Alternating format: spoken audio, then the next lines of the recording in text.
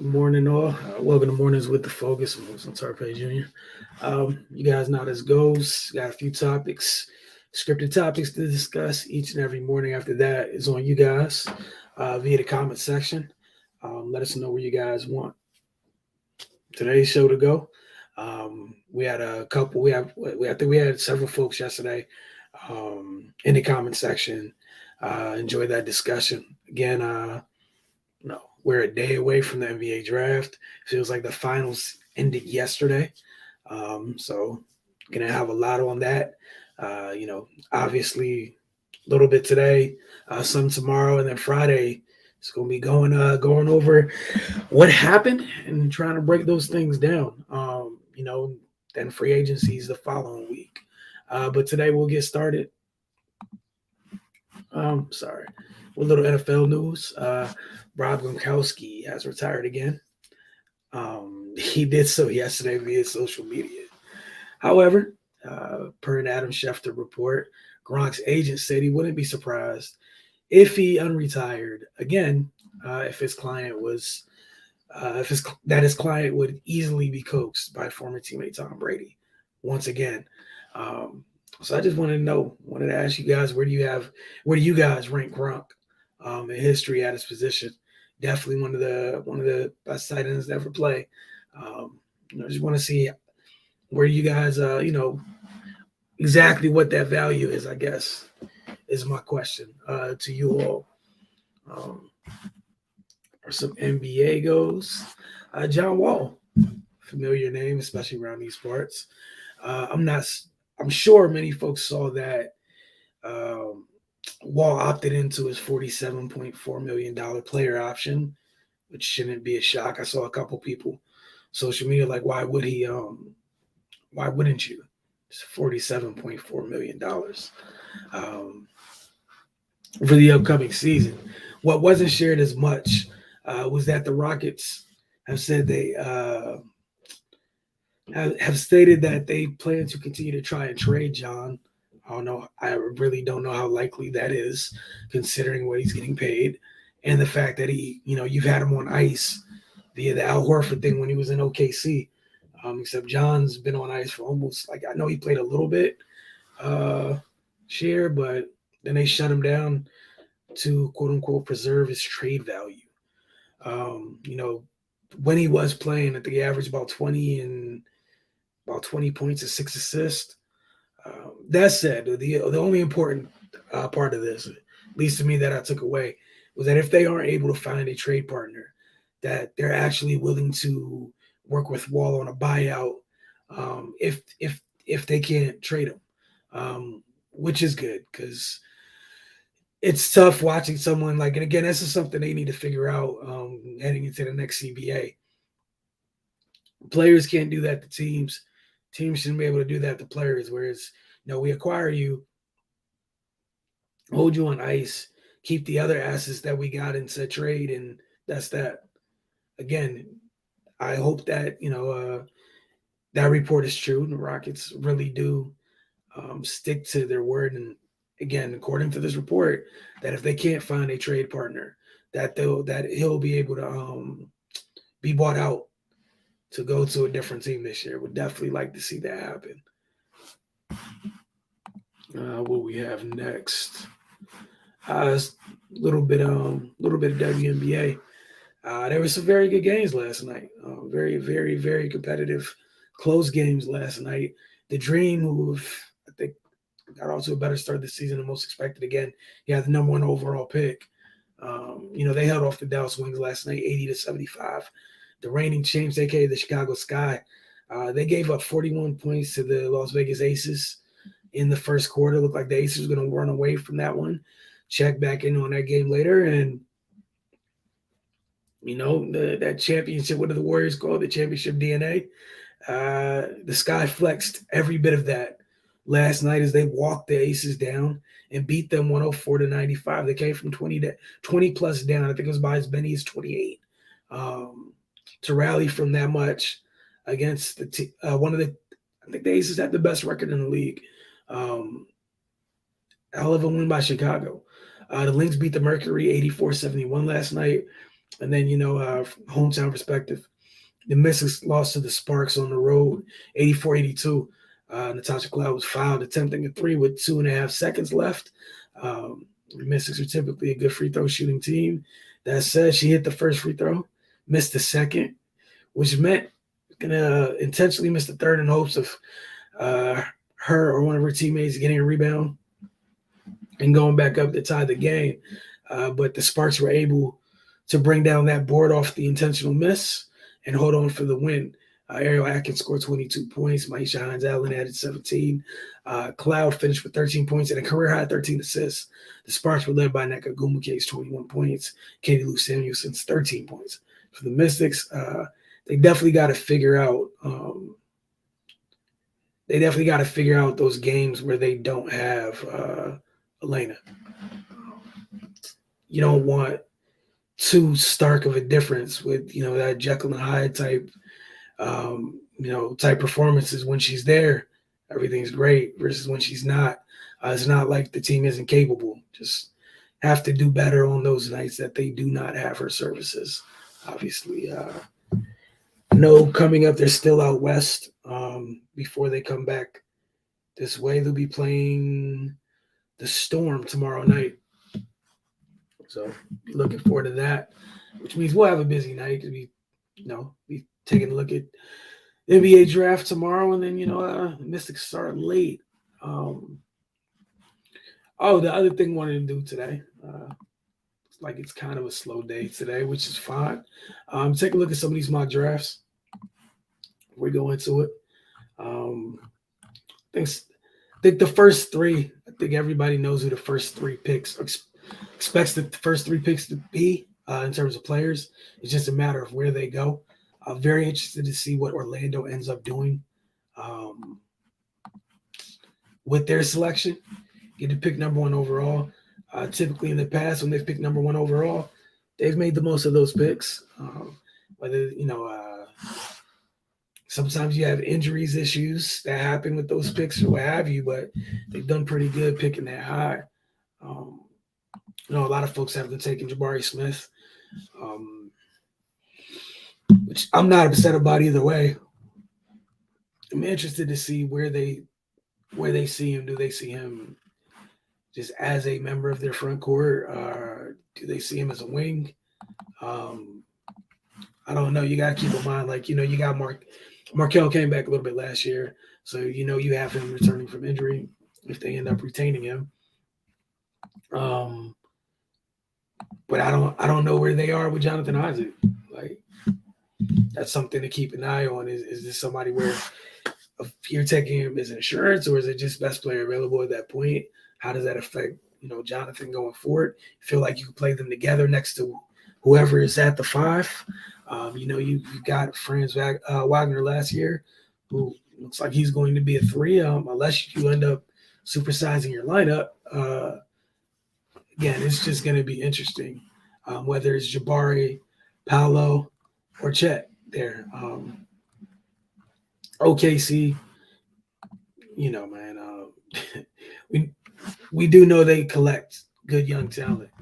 What they end up doing with it, they haven't made a run with said talent since, way back when they had Kevin Russell and James. The last time they had some success was with Russ and Paul. Paul's no longer there. He's a member of the Clippers. And then Houston's another team where you take whatever's left out of whichever one of those three is left, you take. I think it's that simple, and you figure out the rest later. You got a young team. You keep adding to it. That you're picking this high for a reason. So the Kings, that one's interesting because of what they already have, especially if some folks have them taking a guard here, which is they have a ton of them. Even after trading Tyrese Halliburton last season, they still have Fox and Offenite over there. I'm interested to see what they end up doing. Detroit's one of the most interesting to me in the top 10, honestly, because of the flexibility I feel like they have, because they have Cade. Whether you want to have Cade as your one or get him someone to get to draft the one and have Cade play next to him because of his size. versatility. You have options. Indiana, the trades that they made to kind of change their team in terms of the direction they're going. We've seen Malcolm Brogdon, rumored to be in trade talks. I think we all felt like his time was coming to an end in Indiana. Last year during that trade, when you went out to go get Halliburton and Hield in that move, Portland needs some wings with size, man. Like I don't. It doesn't matter to me who it is. You need a wing with size because right now you got Dame, you got Simons, Nasir Little did do solid last year, but you need more wings with size. That's just where we are. That's what the league is right now. If you don't have those guys, it's a struggle. The Pelicans. It's another group that's interesting. We saw the trade that brought CJ McCollum there. We saw how they finished the year. They might get, their former number one pick back on the court, which would be great for them. And then you get to pair whoever you select with this pick. They pick 8th.